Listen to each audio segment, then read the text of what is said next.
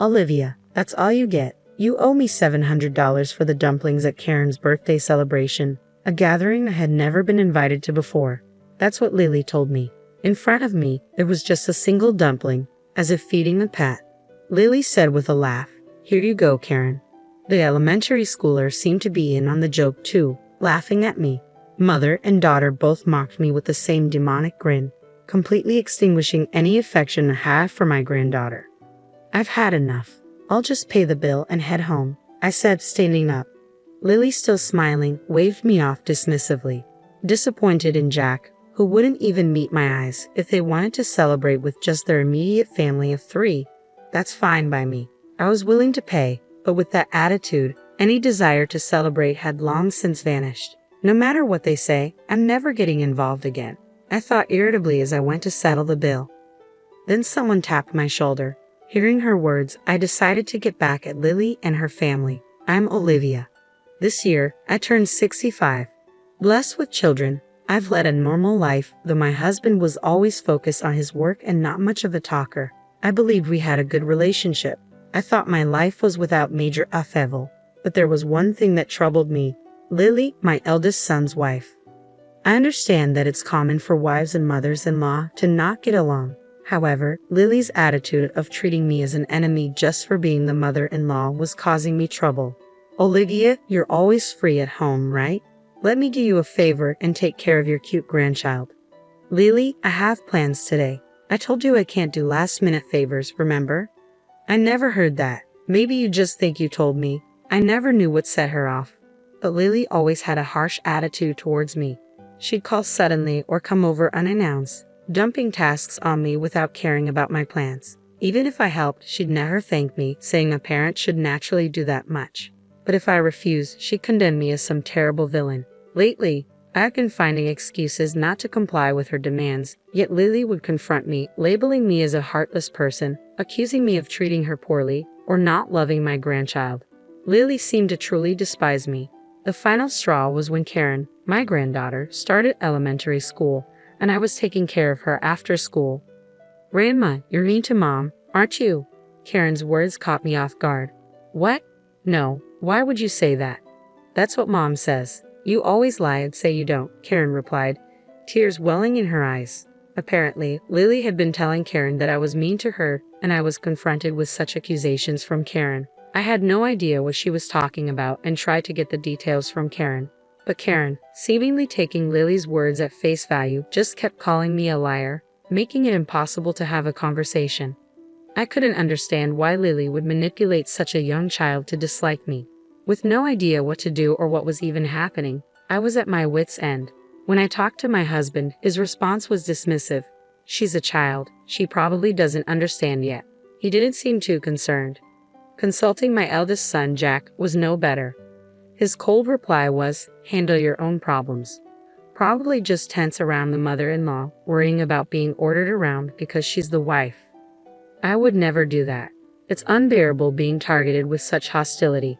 So what am I supposed to say?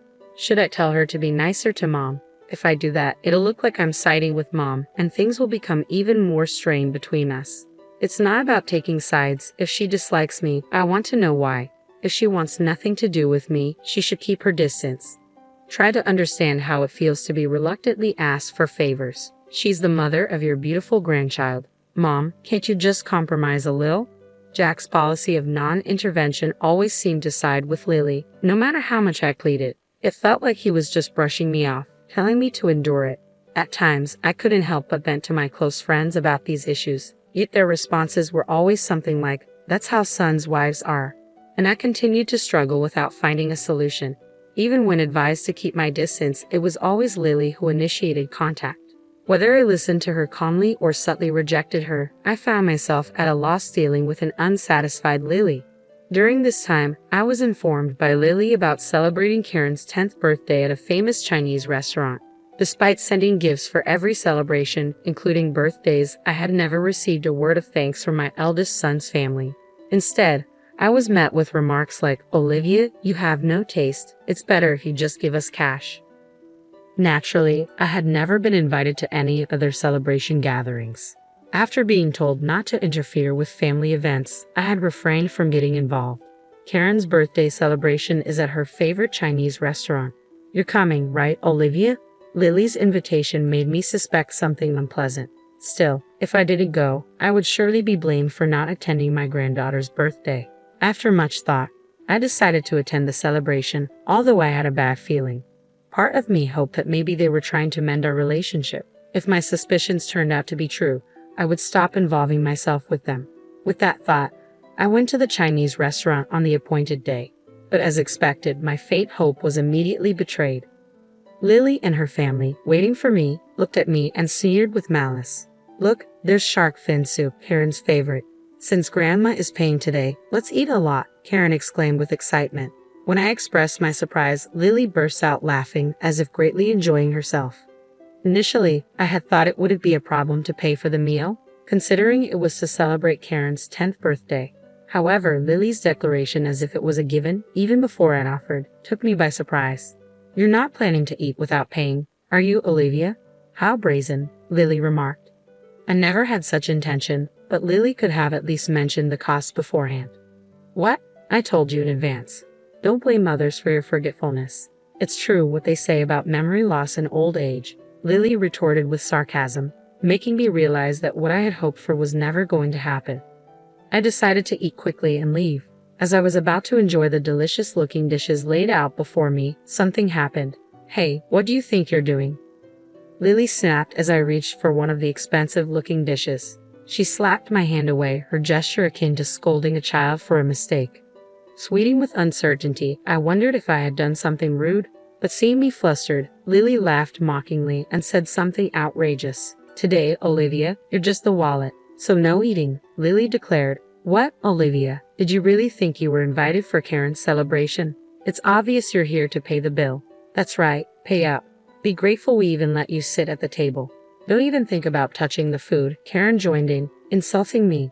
Seeing this, Jack turned his face away from me and said nothing, in a situation with no allies. My heart felt like it was being squeezed. I sighed, unable to find a solution to the relentless harassment. Feeling sick, I even started to think about just going home. Then, as if struck by an idea, Lily dropped a single dumpling onto my empty plate. Well, can't be helped, I guess. You can eat that much, Mom, she remarked, tauntingly. A single dumpling? Olivia, that's all for you. You owe $700 for that dumpling, Grandma, Lily continued, her tone laced with sarcasm. That's so lame, even Karen, a grade schooler, joined in, laughing at me. Their demonic smiles, mother and daughter alike, mocking me, extinguished any affection I had left for my granddaughter. This was the moment I decided to cut ties completely. I didn't feel like celebrating her birthday anymore, but as a severance, it was a small price to pay. I've had enough. I'll pay the bill and leave first, I declared.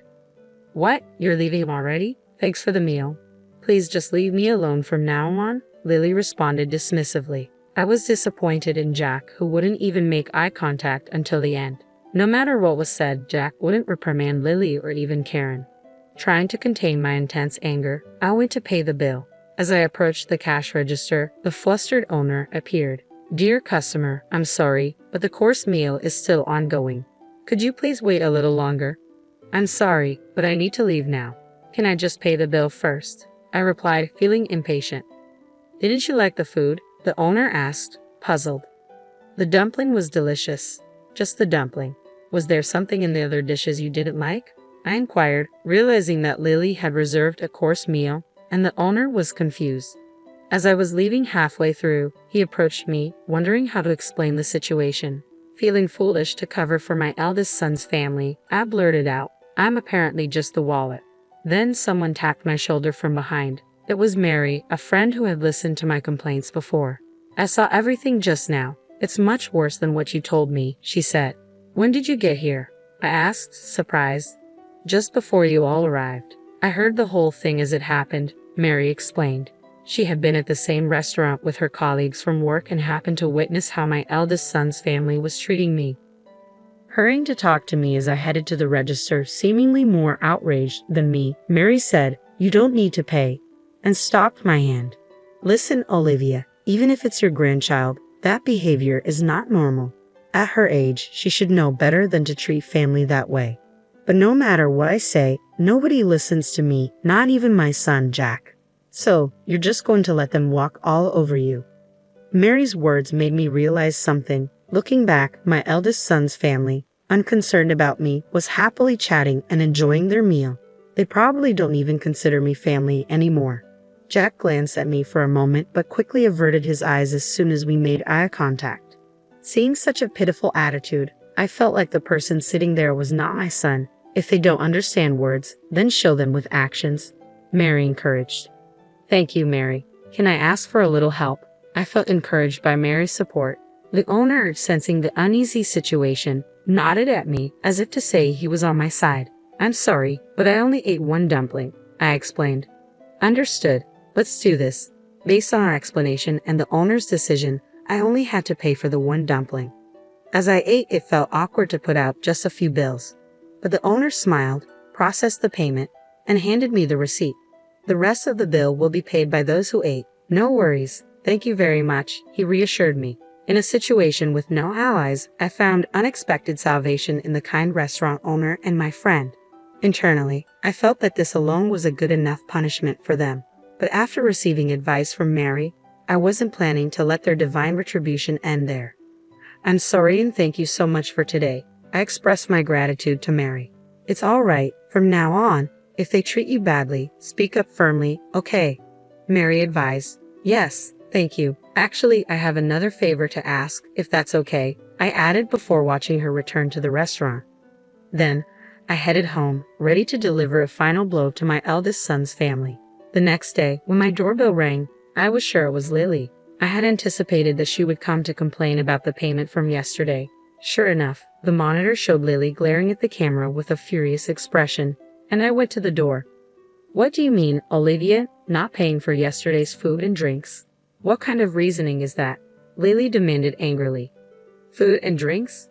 What are you talking about? Don't play dumb, I replied, puzzled.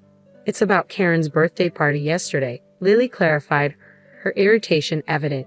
That's right, you should at least pay up. Karen, who came with Lily, was also glaring at me. As the restaurant owner had said, my son's family had to pay for themselves and were in a panic. They hadn't brought their wallets, expecting me to pay. Jack had to run to an ATM at a grocery store, and they were quite embarrassed. Karen, showing her anger, furrowed her brow and yelled at me. Her expression hardly won you direct at a family member. I sighed lightly before facing Lily to talk. I'd only ate one dumpling yesterday, so I only paid for what I ate. The dumpling cost $700, remember? Oh, maybe you didn't hear it because of your age, I remarked, feeling the weight of their rude attitudes. With such disrespectful behavior from both a wife and granddaughter, I didn't feel like paying anymore. As I retorted, they became even more heated and started verbally abusing me. What kind of attitude is that? Just because you're Karen's grandmother, you think you can do anything you want. I don't want a grandma like you. Don't act so high and mighty, Lily accused, pointing fingers at me as if I were some kind of villain. Karen, too, acted as though she was a hero, delivering justice to evil. Was there really a reason I had to be yelled at like this? I couldn't help but ask out loud, and an astonishing response came back. Hey, why do I have to be treated like this? What could you like about me? What have I done? I questioned, confused by their hostility. You haven't done anything. You know, wives just don't like their mothers-in-law, Lily replied casually. What do you mean, just that? I pressed for clarification. This time, I thought I'd make you useful as a wallet since I was angry, Lily retorted, stunning me with her unexpected words. I was speechless. Then before I could signal, the door to the next room opened, and Mary entered the living room. The moment they saw Mary's face, the two were speechless, their mouths agape. Listening to you all this time, is that how you treat my friend? Mary questioned, her tone firm. Why are you here, Karen? Lily stammered, clearly flustered by Mary's sudden appearance. It was understandable. Mary still worked as a language teacher in a certain classroom and was also the teacher of the language class that Karen attended. When I had spoken to Mary, the situation was so different from Karen's behavior in class that she had trouble believing me. But after yesterday's incident, Mary had become my ally and came to my house today. When Karen expressed her wish that I was her real grandmother, I was touched. Don't be deceived. Miss, this woman made my mom cry before, Karen accused, her tone sharp. My friend wouldn't do that. Besides, you just said Mom wasn't mistreated, right? But Mom, Grandma was mean to you, right? Karen continued, seemingly believing everything Lily had told her about me without hearing the details. Lily, apparently not expecting to be overheard, looked panicked. She became visibly nervous, glancing at Karen with a troubled expression.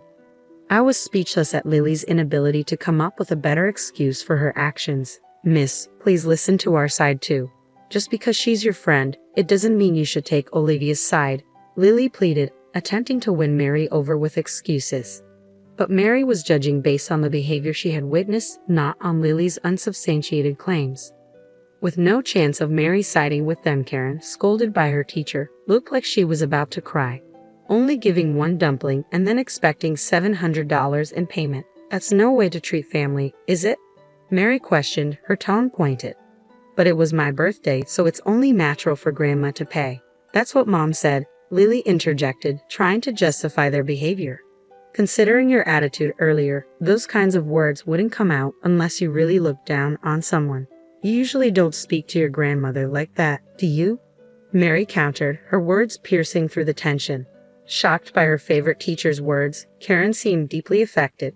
Seeing Karen's reaction, Lily, while still glaring at me, was at a loss for words. It wasn't a complaint, it was the truth. I just happened to see what was going on. Well, I won't forgive you, Olivia. Don't think you can see your granddaughter again, Lily declared angrily. Fine by me, I'd like to ask the same. Don't involve me anymore, I retorted. Lily left, pulling Karen's hand and looking resentful. As I watched them leave, I finally let out a sigh of relief.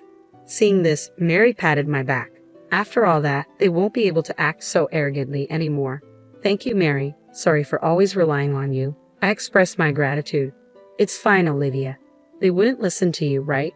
With that attitude, it's no wonder. Mary reassured me, her cheerful demeanor saving me. I was able to cut ties with Lily and her family. It's a shame I couldn't say anything to Jack, but I don't expect to hear anything more from Lily. Seeing the usually confident Lily taken aback cleared the frustration I had been carrying.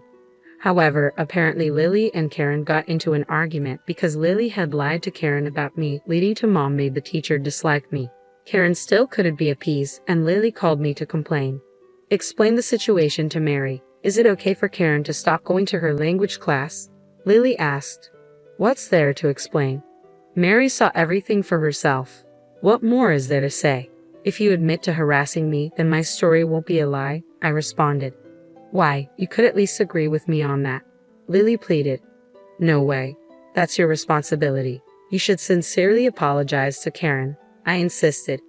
Lily called me several times, but since she told me to stay away, I stopped answering. Jack also called, confused about which side to take between Lily and Karen. Disgusted with his indecisive attitude, I echoed the words once said to me, handle your own problems.